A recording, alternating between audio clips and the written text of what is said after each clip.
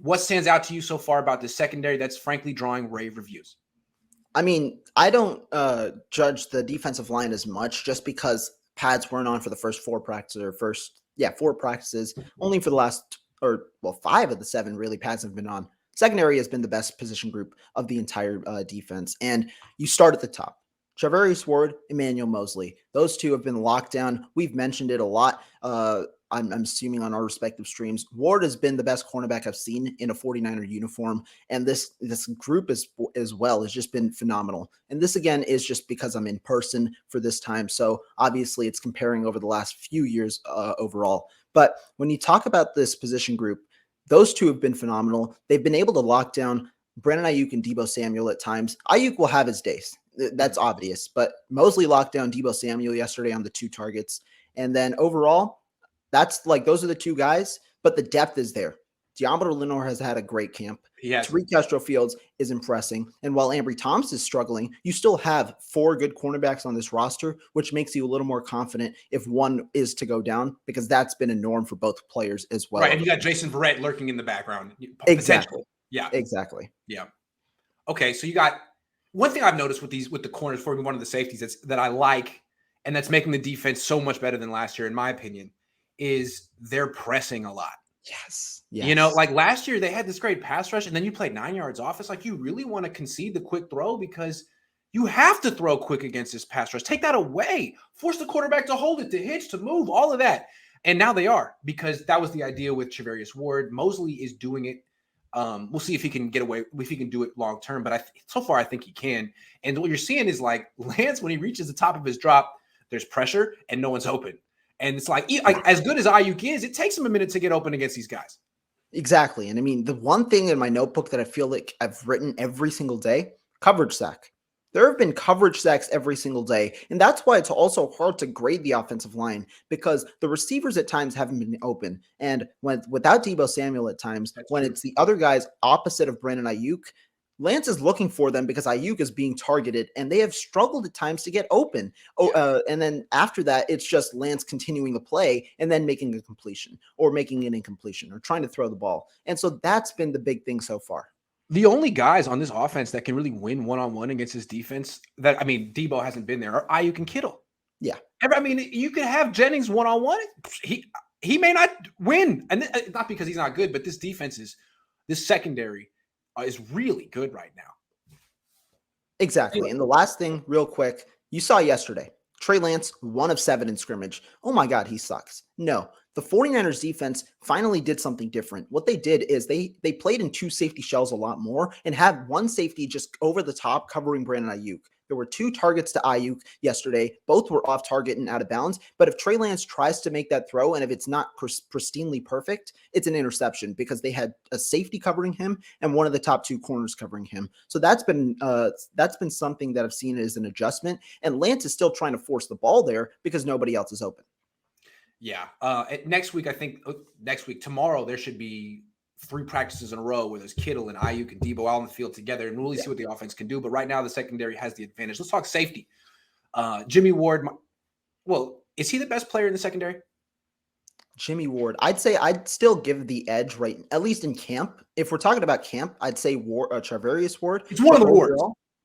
Yeah, it's definitely one of the wards. Definitely one of the wards. Okay, so Jimmy's great. We don't need to talk about – sorry, Jimmy, you're great. We don't need to talk about you. Let's talk about the strong safeties. What are you seeing from Talanoa and now Tarvarius Moore, who's putting himself in the conversation? I'm thinking we're seeing some 3 safety sets in 2022. You saw Talanoa, and Talanoa is interesting, right? Because obviously you already know he doesn't have the necessary speed to maybe cover in the deep end. But what are the other parts of the game? There are so many other parts for a safety. And when in the one-on-one reps, Hufanga started the day strong 2 days in a row. When you first talk about the first day, he locked up George Kittle, deflected the pass. And then yesterday he beat Tyler Kroft on a one-on-one. And yes, he's given up 2 catches as well. What about Dwelly, though? Ooh, Dwelly beat him. Is Dwelly not surprisingly good in one-on-ones? He actually is really good. I wrote that in my practice report. Dwelly beat Tarvarius Moore and he beat Hufanga, the 2 safeties that could start opposite of Ward. I noticed this 3 years ago. He runs like a 4.9. He's really not moving fast, but he just has this little wiggle at the top of his route, and he's 6'5", and he has the best hands on the team. And it's hard. You can be right on top of him and he catches the ball. It's amazing. Anyway, they don't throw him the ball. It doesn't matter. Yeah, I mean, Dwelly just doesn't get action at all in the 11-on-11s. But talking about Hufanga, in the other portions of the game, he's looked good.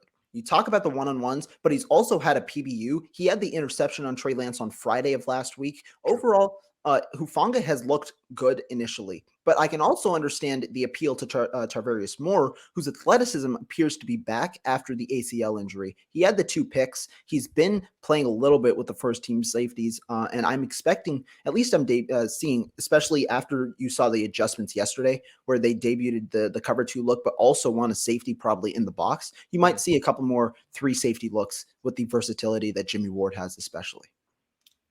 Agree. So the only thing left to really address is this nickel spot. And it's funny because the Niners, they play so much 2 wide receiver offense that it's not really an issue for this defense. But really, it's such a good defense that if you were an offensive coordinator game planning against them, you would really, the whole thing would be putting your best wide receiver in the slot all day and seeing what you can do. So eventually the Niners are going to have to have an answer for Cooper Kupp, DeAndre Hopkins, yada, yada, yada. What do you think? I mean, we see what they're doing. They're rotating. What do you think ultimately the solution will be? At the moment, it's unclear, right? Because you talk about Denard. Denard got replaced yesterday by Womack, who had a bunch of first-team reps yesterday, which was interesting because you hadn't necessarily seen Womack climb the depth chart. You did see him de-escalate when Dante Johnson took the 1 reps on Saturday. He got his first-team reps yesterday. And I have been stressing this on stream. The slot spot is going to get a lot of targets in 2022. That's the only place really when you can mention all 11 guys on the defense. That's the only place where there might be a question mark because you got 3 good linebackers. You've got 4, whoever the defensive line is, they're going to wreak havoc. And then you've got the top 2 safeties and you got the top 2 cornerbacks with the safeties looking good too. So that slot guy is going to see a lot of action. I'd assume the 49ers have a couple of stunts where they're either going to have, it might be in a way situational where they have a linebacker maybe pick up as well, or they have a safety cover over the top. But the really, to me, I think the biggest theme that we haven't seen because of the two receiver sets, Jimmy Ward is going to probably have his most time ever in the slot. He's played 200 snaps in the last 2 years. He's played 200 snaps apiece in the slot. He's played 400 snaps over the top, 200 in the box, 200 in the slot over the last 2 years. And so I think we're going to see that 200 snap increase, especially because the 49ers seem a little more confident in Tarvarius Moore and Talanoa Hufanga to do their respective jobs. Yeah, that makes sense. Like, who's going to be the 5th DB on the field? It could be Tarvarius Moore. And you could bring Jimmy down to nickel and have to – hey, that's clever. I like that. They're going to have to experiment with something because right now, like, it's not Darqueze Denard. Sorry, Darqueze. And I'm not sure it's Womack as a rookie or Lenore ever. We'll have to see about that. Frankly, is Lenore even getting reps in the slot? He hasn't gotten a single rep in the slot, and that's not even a backup rep either. Rohan is good. Good shit, Rohan. All right. Spiritual Story says Lance doesn't get nearly enough credit for that Houston win last year. He could have really botched that game, ruining our end of the season momentum. There's a lot of pressure on that game. Yeah. I mean, didn't they do well against other quarterbacks? I know Houston was terrible, but didn't they do well against, didn't they beat Justin Herbert like the week before? Yeah, they beat Justin Herbert, and it was a great defensive play, great defensive game by the Texans in that game. And then Lance comes in week 16.